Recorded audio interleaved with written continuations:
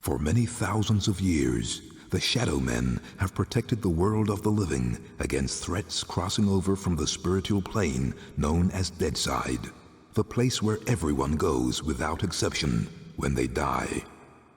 Michael Leroy is the current heir to the mysteries of this ancient lineage, bearer of the Mask of Shadows. When darkness falls, he becomes the walker between the worlds, immortal voodoo warrior, taker of souls, Lord of Deadside, the Shadow Man.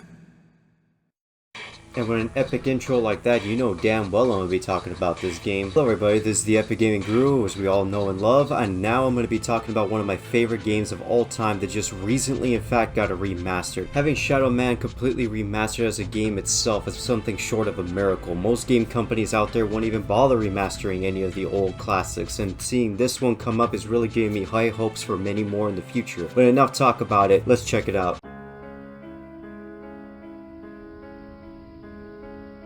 The 9th of November, 1888. By my deeds am I known, and I am known as Jack. Spring-heeled Jack, Jack the Ripper. By my deeds am I known, and they are truly bloody. I took them all to my heart. Mary Ann Nichols, Annie Chapman, Elizabeth Stride, Catherine Eddowes, Mary Kelly, and loved them, truly loved them all. But the immortal power I sought within the sordid confines of their bodies, the still beating organ of the soul, was not to be found. The ritual of the knife was to no avail. I am bereft, and must therefore perform that bloody ritual upon myself. Stay your hand, Jack, and listen to what I have to say. How did you find this place? Who are you? My name is Legion, for we are many. The immortal power that you seek does exist. It does indeed lie within the soul, but only within certain ones, certain dark souls. My God! What are you that you can produce such things from thin air? Merely an explorer, much like yourself. What is it that you want from me? You are an architect by trade, are you not? I am. Then I would have you build a cathedral to pain, a place where you and I and others like us may join together. A place of asylum for all of the unique and misunderstood individuals that will follow you as the time of Armageddon approaches. And at the heart of asylum, we shall construct a great dark engine powered by souls of equal hue. And we shall harness their power to create an immortal army to punish and cleanse this pathetic world. And where might I build this cathedral of yours? Across the veil. In the darkness, amongst the restless spirits of those who have passed beyond, in the place known as Deadside. Then, if I am to join you, I must die. It is prophecy. We cannot fail, for we are many. For we are many!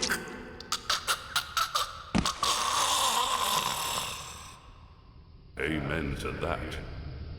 So after that amazing introduction to ShadowMan, and I have to admit, the one thing that's enticed me immediately to try to buy this game was the lighting effects, the 3D effects, and just the overall perspective they decided to go with the game. Yes, I can arguably say the game is still kind of polygoned in the way it's working, but the story and everything else remains the same. 5 psycho killers have escaped, killed themselves, and entered Deadside in order to go into their own form of an asylum to take over the world. Man, that sounds like a really insane concept now that I try to wrap my head around it. There's only one person apparently in this game who's able to stop these 5 incredibly overpowered psychopaths, and that is the ShadowMan himself, which is basically Michael Leroy.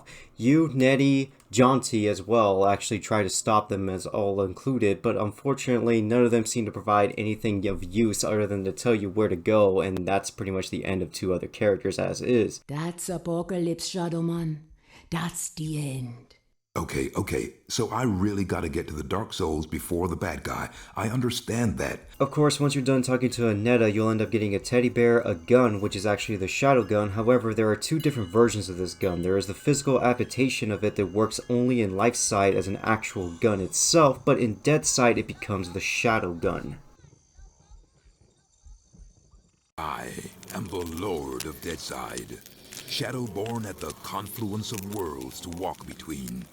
Lifeside is without the meaning that my partly living possesses here in Deadside. where the darkness is manifest at the edges of reason. As a god, I step forth upon the writhing, suppurating surface of the dead-side serpent. What sleep is here? What dreams there are in the unctuous coilings of the snake's mortal shuffling? Weapon in my hand, the arcing death blow at the end of all things. The horror, I embrace it. Upon starting with the game, you end up having probably one of the best weapons in a video game. Literally a gun designed to blow up enemies after a few shots, and honestly, it is a bloody, gory mess, which just adds more to the game's fun in general.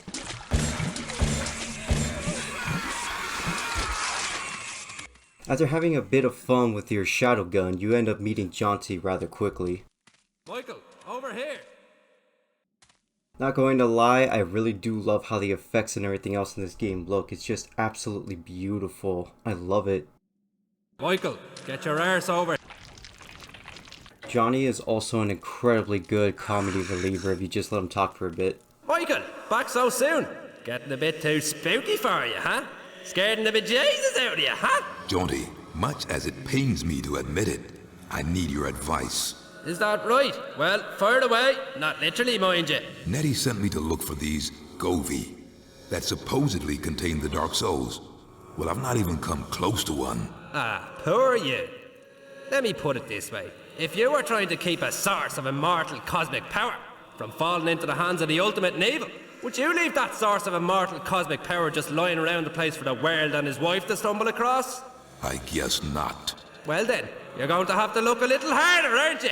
I guess so. And Michael? Yes? I wouldn't worry your pretty little bald head about it too much. I mean, it's only the end of the world.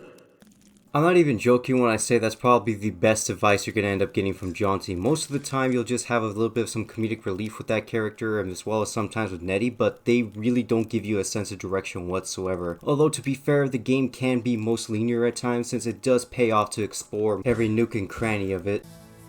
So here comes the actual other problem that I could see with ShadowMan, let alone as a franchise. Since a lot of people don't actually know about the game itself, let alone the rest of the comics or any involving of the series of it as well, it's kind of hard to say whether or not this would appeal to most gamers out there, let alone anybody who hasn't even heard of ShadowMan. But I have to admit, for a game that costs around $15 to $20, it isn't actually a bad game. In fact, quite frankly, it's pretty good for a remaster, and it's probably one of the best remasters I've seen in a long time. I definitely enjoy this game, but if you guys wanted to see what the actual combat was, well.